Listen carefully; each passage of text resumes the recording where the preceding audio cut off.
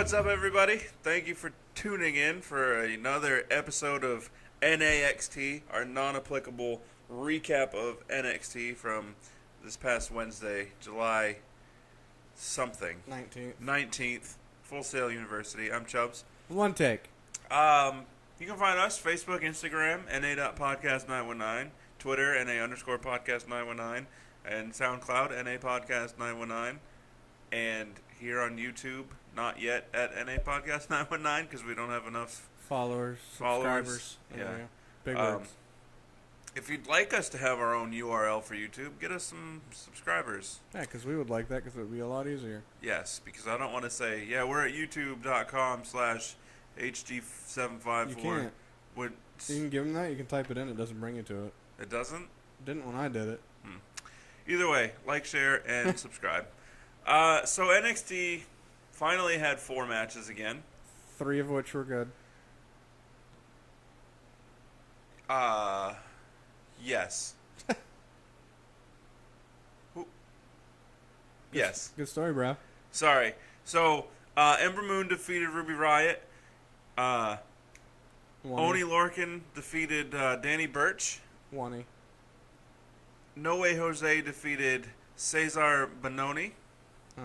And Drew McINTYRE, defeated KILLIAN DAIN to become the new #1 contender for the NXT Championship, and he'll face Bobby Roode at NXT TakeOver Brooklyn 3. The third.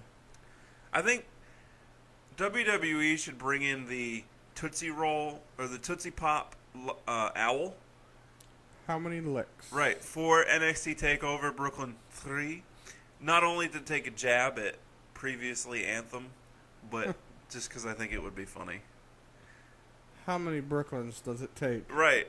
To get to the center of a takeover? So, anyway. All right, see you guys later. Yeah, that was it. Ember Moon match was really good. Yeah. Does she have a move called the Moon Landing? Because if she doesn't, she needs No. to. I will say the only thing that, and I'm saying the word suck, and that word is too strong, but the only thing that sucked for the match is they totally spot monkeyed it as far as, like, they telegraphed and got to spots and, like, waited. Like, they were too spot heavy on it didn't look fluid, is what I'm getting at. Yeah, it was like, okay, I'm going to do this move here, but then I'm going to do this other move over here, so I'm going to need for you to yeah, move. And it wasn't natural looking. Right. But either way, it was a hard hitting match, yeah. especially for a women's match in WWE. You could chalk that up to inexperience. Oh, especially with each other, and yeah. they're both still green. Ruby's sporting a new haircut. Don't like it. You don't like it? I think it makes her nose look bigger. I mean, she's got a big nose. She has a noticeable nose. Yeah. Yeah. She's got nice teeth. Right. Have you read it? I know her stuff. Her bio on Instagram says that she sticks her tongue out a lot, and it's like, yeah, she does, actually. She does, yep. I thought that was kind of funny. But yeah, good match. So, Ember Moon's going to fight Asuka at TakeOver? I don't know. That wasn't technically a #1 contendership. That was just a whatever. I mean, are we finally going to get the Fatal 4-way that we're supposed to? No, I'm looking for the one-on-one rematch. In which, I mean, you can't have Asuka lose a one-on-one match now. Nah. Not clean, anyway. Nah. And you're not pushing Ember as a heel. Nah. So. What all, WWE? The only thing I can see happening is I don't know. The Mae Young Classic's going to be over before SummerSlam, right? I think so. I feel like WWE is backing themselves into a corner in the NXT women's division where you just have this never-ending cycle of these 4. Well, that's kind of what the Mae Young Classic was supposed to help. I mean, there's 32 contestants, and they haven't signed most of them. Some of them are just there for it and some notoriety. Which is weird to me, knowing that it's for WWE. It's extremely weird. These tournaments are weird to me in general. I get that you're showcasing the talents, right? Uh, but if you're not a WWE person and you're in one of these tournaments, and they're like, okay, well, you're going to eat the pin in the first round, do you think, well, is it because I'm not signed with WWE? Or, you know what I mean? It's like saying you're not quite as good as the rest of them. That's got to hurt a little bit, the feelings. Yeah, but in the same, they probably go. If I was them, anyways, I'd go into it with the thought process: if I'm not signed to WWE, and I'm in this tournament, and even if I'm going to lose early, maybe I'm going to do enough where they'd either want to sign me, or also it's WWE, so I'm going to be seen and heard anyways. Right. I mean, because anybody that's not signed is not winning. I mean, we could really argue that. What's her name? Hojo. Yeah, Kairi Sane yeah. is going to win. I figured it'd probably come down to her. The last four I was figuring would be her, Candice LeRae. I can see the chick. Like Blanchard's the other chick's last name. I don't think they signed her though, so she might not be. And crap, I can't remember the other one. Piper Niven. No, actually, she could be in there though as well because she's decent. I mean, the other one, I think she's Swedish or something. And with her size, yeah. Like, no offense, I don't mean any offense by that, but her size, like, you're having on main roster, you have Nia Jax, yeah. Although not getting a championship opportunity, which is fine. Right. I'm okay with like I've said before, you have a monster of a person, and they're just there to wreck house. Right. Not give them a title. That's cool. You would think that Piper Niven, with her size and background, would make her way to the final. Right. And then it would be like this insurmountable thing to overcome for Sane, Hojo. Yeah. I don't know. As long as they keep letting her do her elbow drop, I don't care.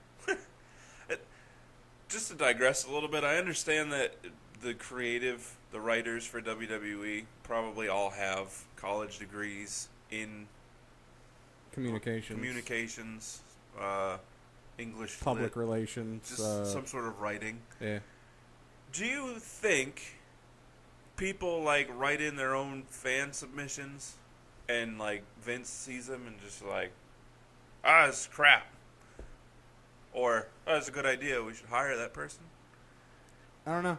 Because I don't know how the process goes. If that's the case, I would love to write some storylines. I mean, because didn't they just a couple years ago, or maybe it was longer than that, bring in some people that are actually Hollywood writers to try to amp up the stories and the actual formatting of the drama to make it more...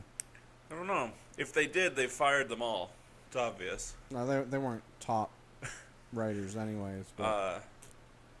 I just feel like that would be a cool job. And I'm certainly not going to school for it. No desire to go to school for it. To be able to write and come up with ideas, you shouldn't need to go to school for it. Right. Just because you, like... It's one thing if you're on the production end of things and you needed to know technical aspects of things. Yeah. Where technically you still wouldn't need to go to school if you had somebody to train you properly. Right. I mean, anything... There's a lot of things you can't learn in school, and you would learn them on the job. It's like, I don't remember who said it, but there's a quote, and it's actually in a commercial. It says, you could write a book about all the things you can't learn from reading a book. Right. I mean, that's true. You could probably write a book of all the things that you could learn from not going to school. I actually learned more on my own and retained more on my own and through my mom teaching me stuff than I can remember throughout high school. Yeah. I mean, that's the worst thing about school, to digress a little further, is that everybody learns differently. It's the system set up to teach everyone the same exact way regardless. Yes. It's like asking, you have a monkey, you have an elephant, and you have a goldfish, and the test for them is to get the banana out of the tree. Right. I mean, obviously the goldfish is going to fail. Well, yeah, but how long did it take the train to get to the station through that banana? I don't know. Aliens don't wear purple. But yeah, anyways, NXT. So, anyway. Did you happen to see that? I know you saw the clip because you ended up sending it to me and B in group, even though I'd already seen it. Hojo, her doing her elbow drop. Did you see the ref's reaction? It was close to Lil H's super kick face. Oh, I did. I thought you sent the elbow drop. No, you sent it, and I said that I'd already seen it, but I didn't send it because just earlier that day you were talking about spoilers and. That's right. I did send that. I didn't see the ref. You should check it out. It's funny. It's still my favorite reaction from a ref. So moving on, Danny Burch versus ONEY. ONEY Larkin. Yeah. ONEY breaking a nose in another week. Yeah, I mean, at what point do you know what? He just needs to do one thing different. You know, when he does his European uppercut, yeah, he leads with the point of his elbow or shoulder too much. Yeah. So instead of coming in where he's leading with like his side bicep, he's leading with the point of his shoulder, so he's actually making contact with the person with his shoulder and then doing the European uppercut, opposed to coming in with the side flesh part of his arm and hitting chest and then obviously just friction contact for the European uppercut going up. Right. I mean, at some point, is somebody going to sit him down and say, we're not going to have you wrestle for a little while because you keep breaking noses? Or stop doing the running, diving European uppercut? Or, I mean, they could just let it be handled like back in the day where, so I saw a video. It was Sid Vicious. It was not Sid Vicious at the time. And someone else who I can't remember now. They were in a match against some jobbers, and this one jobber like blatantly was not selling anything. So they beat the crap out of him for real. Yeah. That used to happen back in the day all the time. If you didn't sell properly, you got punched. Right. Or kicked. What's his name? Hardcore Holly almost broke his. Brock Lesnar almost killed Hardcore Holly. Because, well, this is a different scenario, but Hardcore Holly decided to sandbag him. Right. On, I think it was a power bomb, and Lesnar was like, "Okay, I don't care." I'm a powerhouse. Slammed him down anyway. So yeah, ONEY needs to, pump the brake a little bit. Yeah, because I mean, accidents happen. Yeah, especially in a contact collision sporting event. Yeah. Like that, even if it is scripted and not real punches and whatnot. But right. When it's high action like that, your accidents are going to happen. But it's 2 weeks in a row. Yeah, probably. I was thinking of the Hideo one. It wasn't 2 weeks in a row. There was a week in between, wasn't there? Depends on how they do their... I mean, it was a week in between what we saw. Well, yeah, but so... Yeah, because they record... Either way, there was 2 of his matches in a row. Yeah. The Hideo one was a bit worse. That's the problem with the recording, is it's... When you're recording and then airing. Yeah. Digress again. GFW, Impact. The way that they broke up this whole LAX thing with Alberto, right, the Patron, and it's been recorded already that spoiler alert, Low Key joins LAX. Right. If you read the article, you'd think it had already happened, because this article is 2 weeks old. Right. And it still hasn't fully happened yet. As far as what's been aired recordings? Yeah. Yeah. Because the way they break it down in the article, it's like this happens, then this happens. So you're like, okay, that's going to happen in the show. Right. But they ended on the first, this happens. Right. And then, so, whatever. Maybe someday NXT will be live. Danny Burch and ONEY are going to have another match. Next week. Yeah, because afterwards. I wish they'd save it for TakeOver. They didn't necessarily say next week. Oh, okay. I hope they save it for TakeOver. They didn't announce it as next week, I should say. Right. Which normally they do during the show. They could make it a street fight and make it during the TakeOver. That'd be a good match. Probably. Anyway, moving on. I don't care about No Way Jose. He's entertaining. He's funny. I to some, subjective. I don't care for his music, and I get why people wouldn't necessarily like the gimmick, but the fans like him. He has no rhythm either when he's trying to dance to his music. Sure. It's offbeat. That could be a recording issue, because I haven't really noticed, and I would notice that. Yeah, I'm not impressed by him. His gimmick. His gimmick is one that it's not suited to go any further than NXT. Right. Because the only reason they really like him for the most part is because it's I mean, obviously they tape it Full Sail the majority of the time. Yeah. Or for the recorded shows anyways. So you're going to have a lot of the same fans. So they get used to the people, become, kind of friendly with them. Right. And they like the gimmick. It's sort of like if you go to other promotions and there's this one gimmick where you're like, why do they like this so much? This is Cheeseburger weird. from Ring of Honor. People love him. Yeah, no, I can't stand him. Whatever, okay. Right. He's like the special kid that got in the basketball team in high school because he was special, and they put him in when they're up or down by 20. But, like, Ty Dillinger's gimmick. It's entertaining, though. Like, Yeah. I used to hate it just because it was annoying because they'd chant it for no apparent reason. So anytime there's anything that had a number involved, just yell 10. If he doesn't come out to every Royal Rumble for the rest of his career at number 10, WWE is missing the boat. They've failed this city. I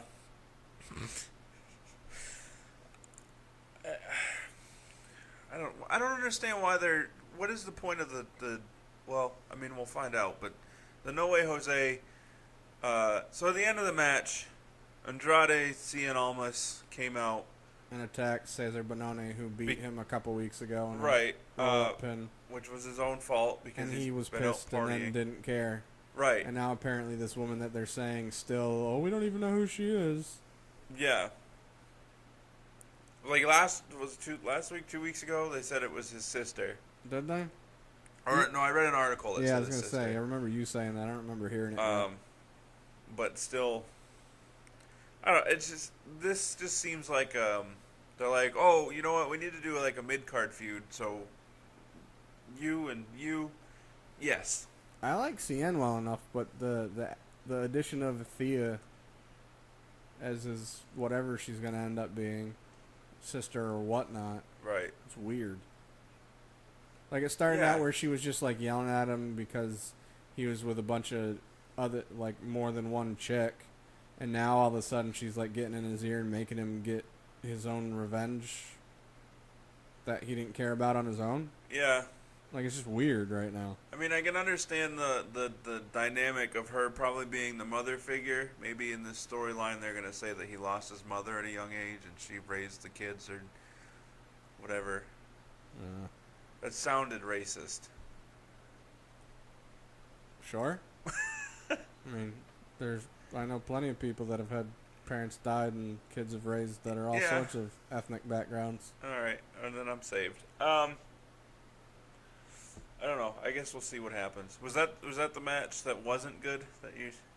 Yeah, it was a serviceable match. It wasn't one where we went botch. It was like they did fine. It just wasn't anything exciting. I mean, you have a jobber and usually when you have a jobber in a mid card, it's like mid. I don't think they've decided what they're doing with CEZAR yet because he's mid card's a step above jobber, so you might as well just have two jobbers.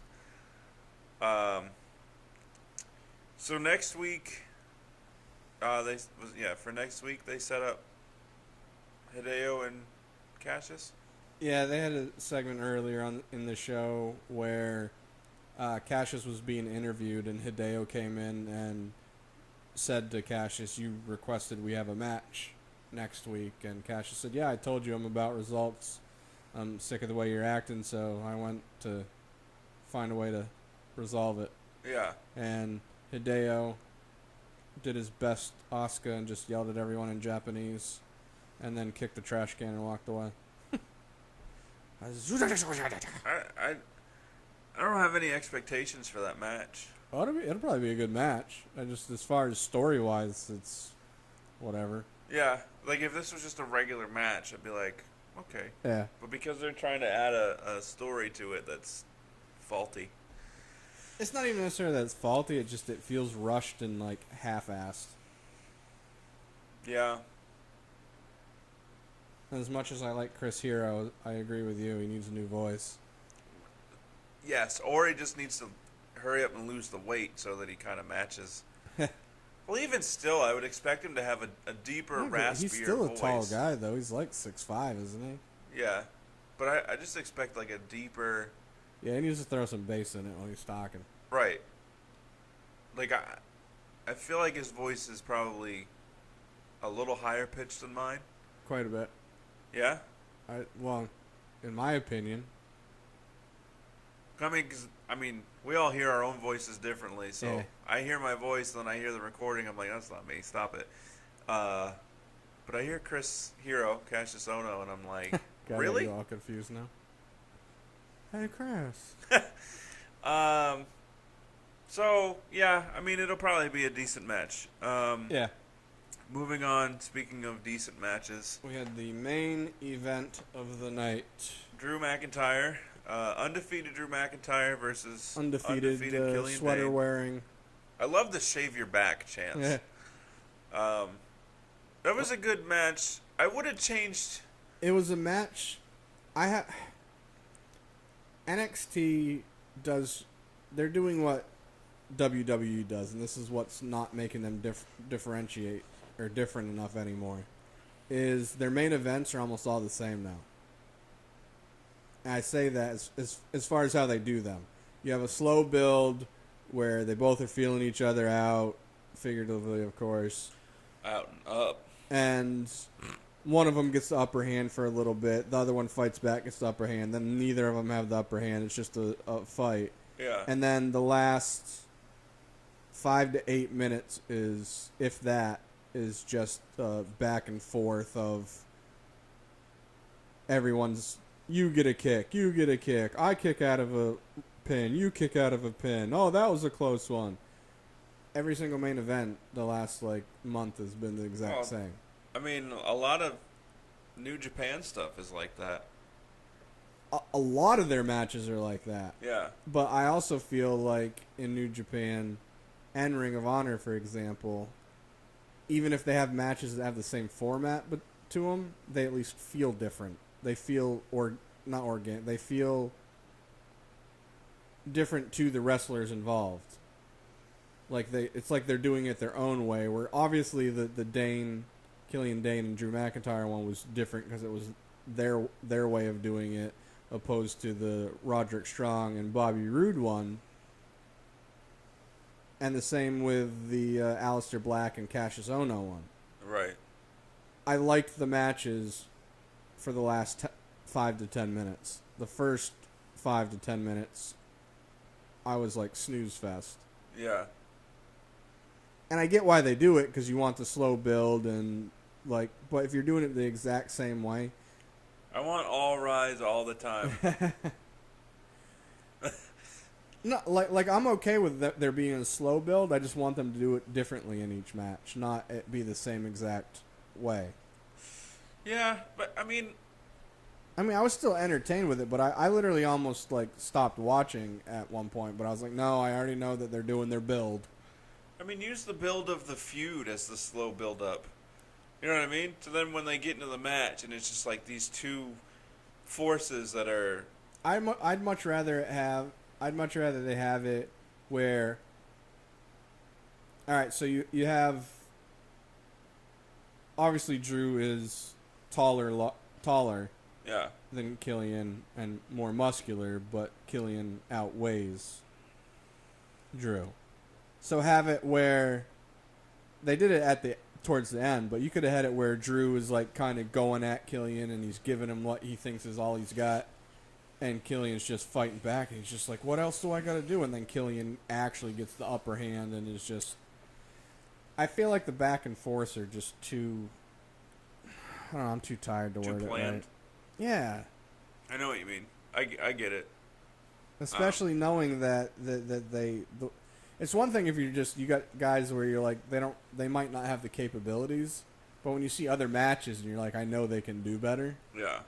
Like I said, the last 5 minutes of that match was great when it was the back and forth, and then Killian kicked out at 1, and Drew had the bright-eyed, big-eyed, like, whoa, what the hell? Yeah. And then when he gave him the running kick, and he just sat right up, I was like, come on! Yeah. Like, I like that type of back and forth, but... I was expecting him to where he was going to kick out at 1. Right. Then Drew was going to do the kick. And then I expected him to kick out at 2. Yeah. But when he sat right up, I was just like, okay. I get stealing it. some New Japan stuff. But yeah, no, I mean, overall good match. They're No, it both was. really talented guys. Yeah. Started out a bit too slow for me. I still think what they could have done was build the feud going into leading up to their to a match at the Go Home show for TakeOver. Yeah. You know what I mean? Like they could. I really feel like Yeah. they Why is this the 2 plus 4 weeks? Yeah. So you get a number 1 contender for TakeOver. Right. And now you're gonna build. I mean, I get it now that they're gonna build the McIntyre Rude, but Are they gonna have a match before TakeOver? no. Exactly.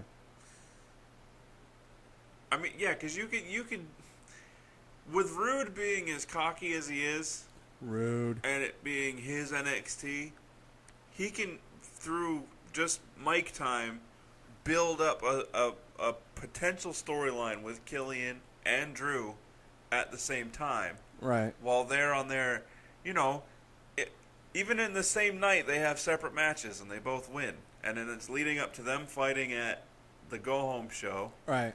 All the while, Rude's just been talking junk, saying he doesn't care who wins. He's going to take out either one of them. It's his NXT. He comes out after each one of their matches when they win. Right. Whoop-de-doo. Right.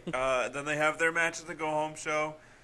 I mean, if they had that same match at the Go Home show, nobody would be mad. No.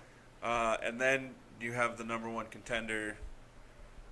Because it's not like they would have performed Wednesday and then had to go out Saturday. It's pre-recorded anyway, week plus in advance. Right.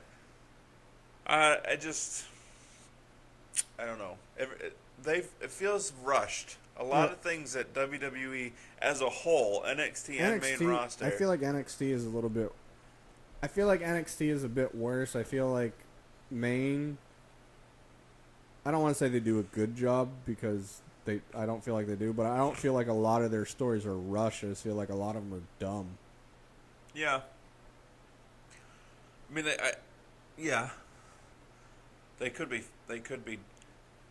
not dumb if they would take just a little bit more time planning. But I feel like Vince is on this kick of we got to do it now. Yeah. I feel like sort of like the people that are driving and they're planning for a red light.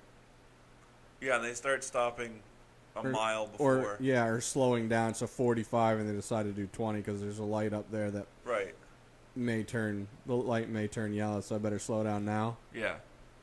Yeah. I hate that. That's Vince. Yeah. I don't know if he's just like, I don't have much time left. I'm old. We gotta hurry it up. I want to see how this show ends. Right, even though it's like the show meaning the company as a whole, and it's not gonna end. Right. Yeah, I get that feeling. But anyway, next week, I don't know what's happening next week. I don't remember. I don't even really think they said too much for next week. They didn't, as far as I know, they could have on Twitter, which I haven't been on too much, they could have announced the Danny Burch and ONEY LORCAN second match, but they didn't. As far as I know. We got the Cassius and Hideo match. Yeah. And then we'll probably see more about CN and No Way Jose. I'm willing to bet that next week we see more involving CN and No Way Jose than we see about Drew and Bobby. Probably. Maybe. I don't know. Can't remember what they said. Which seems dumb to me if they do that, because your money-making match is Drew McIntyre versus Bobby Roode. I tell you what, I'm hoping they don't do. Don't do the same thing they did with Roderick Strong, where Drew McIntyre comes out to have a promo in the ring and then Bobby Roode interrupts it. I'm just saying that because it's like you just did it. Do it differently. They'll do it differently in that McIntyre will be the one to interrupt Bobby Roode. That'd be cool. And then we'll also attack him because he's not a Or have one of them lifting weights. he's not a punk B. That's. I feel like Drew McIntyre's on that Jinder Mahal plan. Nah. He's more defined. He was more defined this last week than he was in the last time I saw him. Yeah, but his isn't so drastic of a change compared. Oh yeah, I mean, he's doing it naturally. I'm just saying Yeah. he's looking. Dude, speaking of, have you seen Pete Dunne lately? No. Is he ripped? Getting bulky. He actually hit a post. It's hard carrying around all them belts. Right. That's why he carries one in his mouth. Yeah. He had a thing saying that something about protein, trying to break the protein myth, getting gains from just fruit and vegetables. And he was just after one of his workouts. He was all like jacked. I want to see him like I guess 16 hours after his workout. Yeah, he's trying to live up to the bruiserweight name. Yeah. But I mean, I look bulky, yeah. bulky after my workout too. But no, I mean he's looking like more defined and whatnot, especially in the arms and stuff. That's what's up. I like Pete Dunne. I didn't during the UK tournament just because His knee tattoo. his knee tattoo kind of bugs me, mainly because it's the only one that I know that he has. Yeah. I don't know the meaning behind it, which might change my mind. It's a bear, right? Yeah, Or is it a lion? I'm pretty sure it's a bear. His hairdo used to bother me, only because the way it is makes me like try to brush hair out of my way. Yeah. I still say he looks like Beans from Even Stevens grew up. But less retarded. Like he looks like a Beans that grew into like adulthood and isn't a portly, dorky looking fella. Yeah, like he hit puberty and then like actually wasn't homeschooled and went to a real school. And became British. Or he went to an English prep school and then there he is. Just decided to be. He always had to fight because everybody was like, "Hey, you're Beans," and he was just like, "No," and then beat him up, and then he became the bruiserweight. Your Beans. Gave him a little bangers and mash. Wait, absinthe. Anyway, I don't have anything else to add for NXT. Nor does I. All right. Ladies on the Menjay. Bye. Find us Facebook and Instagram NA.podcast919, Twitter NA_podcast919, SoundCloud NA podcast 919. Like, share, subscribe, all that stuff. Deuces. Double deuces.